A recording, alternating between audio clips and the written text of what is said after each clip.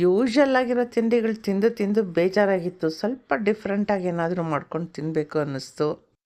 ರುಚಿಯಾಗೂ ಇರಬೇಕು, ನೋಡೋಕ್ಕೂ ಇಷ್ಟ ಆಗಬೇಕು, ಮಾಡೋಕ್ಕೂ ಈಸಿ ಆಗಬೇಕು.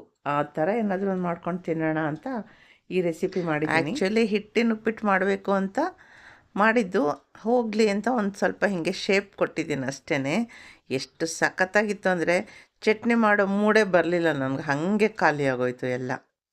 ಇದು ತುಂಬ ಹಳೆ ರೆಸಿಪಿನೇ, ನೀವು ಮಾಡಿರ್ತೀರ, ನಾನು ಸ್ವಲ್ಪ ಡಿಫ್ರೆಂಟಾಗಿ ಮಾಡಿರ್ತೀನೇನೋ ಅಷ್ಟೇ.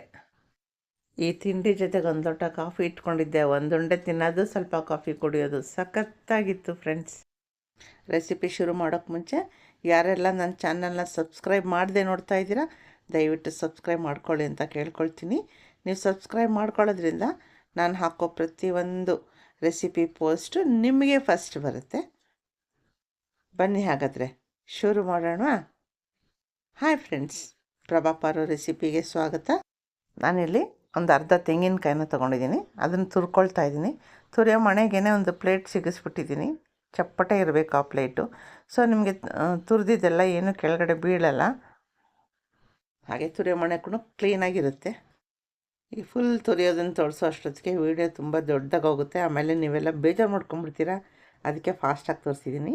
ನೋಡಿ, ತುರಿದಿದ್ದಾದ್ಮೇಲೆ ಹೀಗೆ ನಾಜೂಕಾಗಿ ತೆಕ್ಕೊಂಬಿಟ್ರೆ ಆಗೋಯ್ತು. ನೋಡಿ ಎಷ್ಟು ಕ್ಲೀನಾಗಿರುತ್ತೆ. ಇದನ್ನೀಗ ಪಕ್ಕಕ್ಕೆ ಇಟ್ಬಿಟ್ಟು ನಾನಿಲ್ಲಿ ಒಂದು ವೆಜಿಟೇಬಲ್ ಕಟ್ಟರ್ ಇಟ್ಕೊಂಡಿದ್ದೀನಿ, ಅರ್ಧ ಇಂಚು ಶುಂಠಿ ಇಟ್ಕೊಂಡಿದ್ದೀನಿ. ಈಗ ಒಂದು ಮೀಡಿಯಮ್ ಸೈಜ್ ಈರುಳ್ಳಿ ತೊಗೊಂಡಿದ್ದೀನಿ. ಈಗ ಈರುಳ್ಳಿನ ಚಿಕ್ಕದಾಗಿ ಬಾಕ್ಸ್ ಟೈಪ್ ಕಟ್ ಮಾಡ್ಕೊಳ್ಳೋಣ. ಈರುಳ್ಳಿ ತುಂಬ ದೊಡ್ಡದಾಗಿದ್ದರಿಂದ ನಾನು ಬರೀ ಅರ್ಧ ಈರುಳ್ಳಿ ಮಾತ್ರ ತೊಗೊಂಡಿದ್ದೀನಿ. ಒಂದು ದೊಡ್ಡ ಹಸಿಮೆಣಸಿನ್ಕಾಯಿ ತೊಗೊಂಡಿದ್ದೀನಿ, ಅದನ್ನು 4 ಭಾಗ ಮಾಡಿ ಈ ಥರ ಕಟ್ ಮಾಡಿ ಇಟ್ಕೊಂಡು ಚಿಕ್ಕದಾಗಿ ಕಟ್ ಮಾಡಿ ಇಟ್ಕೊಳ್ತೀನಿ. ಸ್ವಲ್ಪ ಕೊತ್ತಂಬರಿನ ಈ ಥರ ಗಟ್ಟಿಯಾಗಿ ಹಿಡ್ಕೊಂಡು ಚಿಕ್ಕದಾಗಿ ಕಟ್ ಮಾಡ್ಕೋಬೇಕು. ಅದನ್ನು ಕೊತ್ತಂಬರಿ ಸೊಪ್ಪು ಸ್ವಲ್ಪ ಜಾಸ್ತಿ ಇದ್ರೂ ಚೆನ್ನಾಗಿರುತ್ತೆ, ಆದರೆ ತುಂಬ ದೊಡ್ಡದಾಗಿರಬಾರ್ದು, ಸಣ್ಣಗೆ ಹೆಚ್ಚಿರಬೇಕು. ನೀವು ಚಾಕು ತೊಗೊಂಡ್ರೆ ಈ ಥರ ಬ್ರೆಡ್ ಕಟ್ಟಿಂಗ್ ಚಾಕು ಅಂತ ಬರುತ್ತೆ ನೋಡಿ, ತುಂಬ ಸೈಡಲ್ಲೆಲ್ಲ ಈ ಥರ ಜಿಗ್ಜ್ಯಾಗ್ ಮಾಡಿರ್ತಾರೆ, ಆ ಥರದ್ದು ತೊಗೊಳ್ಳಿ. ತುಂಬ ಚೆನ್ನಾಗಿರುತ್ತೆ, ಬೇಗ ಹಾಳಾಗಲ್ಲ, ಬೇಗ ಮೊಂಡ ಆಗಲ್ಲ, ಹಾಗೆಯೇ ತುಂಬ ಶಾರ್ಪಾಗೂ ಇರುತ್ತೆ. ಒಂದು 1/4 ಭಾಗದಷ್ಟು ಸ್ವೀಟ್ ಕಾರ್ನ್ ತೊಗೊಳ್ತಾ ಇದ್ದೀನಿ. ನಿಮಗೆ ಈಗಾಗಲೇ ಹೇಳಿದ್ದೀನಿ, ನಾನು ಸ್ವೀಟ್ ಕಾರ್ನ್ ತೊಗೊಂಬಂದರೆ ಅದನ್ನು ಫುಲ್ ಸ್ಕಿನ್ ಎಲ್ಲ ತೆಗಿದೇನೆ ಹಾಗೆ ಚಾಕುನಲ್ಲಿ ಕಟ್ ಮಾಡಿ ಇಟ್ಕೊಂಡಿರ್ತೀನಿ. ಎಷ್ಟೆಷ್ಟು ಬೇಕೋ ಅಷ್ಟಷ್ಟೇ ಉಪಯೋಗಿಸ್ಕೋಬೋದು. ಹಾಗಿಡೋದ್ರಿಂದ ಅದು ಫ್ರೆಶ್ ಆಗೇ ಇರುತ್ತೆ. ಇದಕ್ಕೆ ನೀವು ಎಷ್ಟು ಸ್ವೀಟ್ ಕಾರ್ನ್ ಹಾಕ್ಕೊಳ್ತೀರೋ ಅಷ್ಟು ಚೆನ್ನಾಗಿರುತ್ತೆ. ಬೇಕಿದ್ರೆ ನೀವಿಲ್ಲಿ ಬಟಾಣಿ ಕೂಡ ಉಪಯೋಗಿಸ್ಕೋಬೋದು. ಈಗ ಈ ಶುಂಠಿನ ಸ್ವಲ್ಪ ತುರ್ದ್ಕೊಂಡ್ಬಿಡೋಣ. ನೋಡಿ, ಸಿಪ್ಪೆ ಸಪ್ರೇಟಾಗಿದೆ. ಈಗ ಅಕ್ಕಿ ಹಿಟ್ಟು ತೊಗೊಳ್ತಾ ಇದ್ದೀನಿ. ಮೊದಲಿಗೆ ಅಕ್ಕಿ ಹಿಟ್ಟು ಜರಡಿ ಮಾಡ್ಕೋಬೇಕು. ನೋಡಿ, ನಾನು ಈ ಕಾಫಿ ಲೋಟದಲ್ಲಿ 2 ಲೋಟ ಹಿಟ್ಟು ತೊಗೊಳ್ತಾ ಇದ್ದೀನಿ. ಹೀಗೆ ಸ್ವಲ್ಪನೂ ಹಿಟ್ಟು ಕೆಳಗಡೆ ಬೀಳ್ದಂಗೆ ಜರಡಿ ಹಿಡ್ಕೊಂಡು ಬಿಡೋಣ.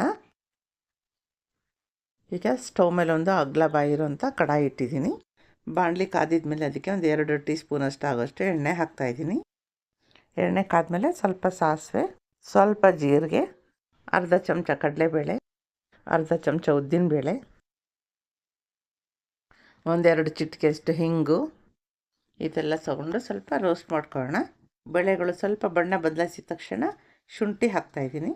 ಈಗ ಹಸಿಮೆಣ್ಸಿನ್ಕಾಯಿ ಹಾಕ್ತಾಯಿದ್ದೀನಿ. ಶುಂಠಿ ಹಾಗೂ ಹಸಿಮೆಣ್ಸಿನ್ಕಾಯಿ ವಾಸನೆ ಹೋಗೋವರೆಗೂ ಸ್ವಲ್ಪ ರೋಸ್ಟ್ ಮಾಡೋಣ. ಈಗ ಕೊತ್ತಂಬರಿ ಸೊಪ್ಪು ಹಾಕ್ತಾಯಿದ್ದೀನಿ.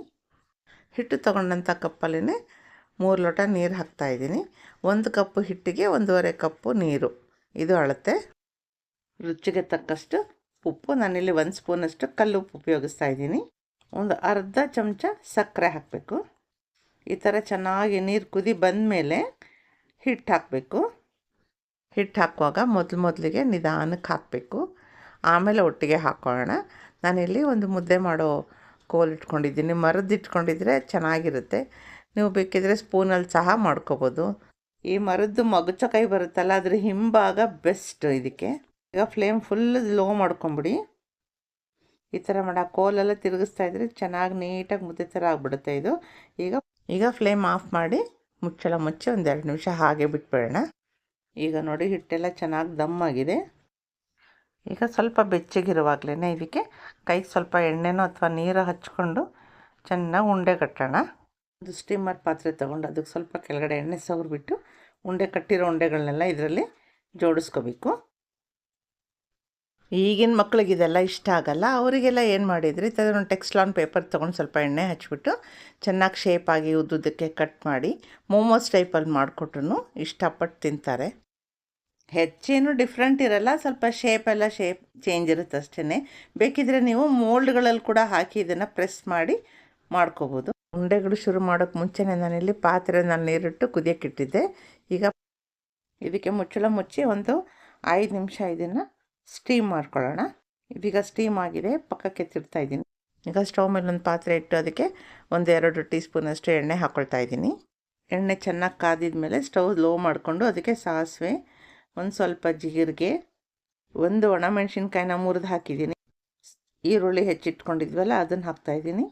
ಇದೆಲ್ಲ ಸ್ವಲ್ಪ ಮೆತ್ತಗಾಗೋವರೆಗೂ ಹುರ್ಕೋಬೇಕು. ಅಂದರೆ ಈರುಳ್ಳಿ ತುಂಬ ಮೆತ್ತಕ್ಕಾಗಬಾರ್ದು, ಗರಿಗರಿಯಾಗೇ ಇರಬೇಕು. ಸ್ವಲ್ಪ ಬಣ್ಣ ಬದಲಾಯಿಸಬೇಕು, ಅಲ್ಲಿ ತನಕ ಮಾಡ್ಕೋಬೇಕಷ್ಟೆ. ಇದಕ್ಕೆ 1 ಟೀ ಸ್ಪೂನಷ್ಟು ಉಪ್ಪಿನ ಪುಡಿ ಹಾಕ್ತಾಯಿದ್ದೀನಿ. ಅದ್ರ ಹಿಂದೆಯೇ ಸ್ವೀಟ್ ಕಾರ್ನ್ ಎಲ್ಲ ಹಾಕ್ಕೊಂಬಿಡೋಣ.